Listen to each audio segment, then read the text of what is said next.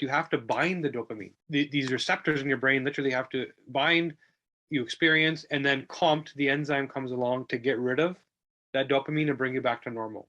In between, there's one more gene called MAO, which kind of metabolizes and breaks it down. But the two main, sort of functions are bind, clear. So the interesting thing you're doing is you have the maximum receptors, meaning that you're experientially, it's very easy for you to experience pleasure and reward.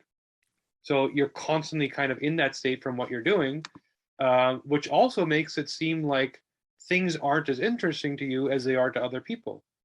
There's certain people that seek reward and jump in and say, yes, let's do that, and I'll invest in this, and I'll do this, and now I'm going to switch to this thing.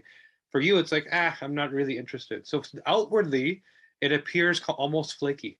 Like, yeah, we had a meeting, we talked about 10 things, and Jennifer only did 2 of them, and she never even started the other 8, right? But those 2 that you did, you're going to do extremely well. You're going to binge on them. You're going to come back with a stack of paper that blows people's minds. Like, how did she do this? We would never dive that deep. Does that sound familiar? Yeah, it does sound familiar. And I will explain this to my husband after the fact, because that would solve a lot of arguments. So what's happening is, it's not that you're not interested or you don't care or you're flaky. You literally are getting reward so easily that you already feel like you've done it. Like, I thought about it, and then I jumped onto Facebook and when I was supposed to be working. Right?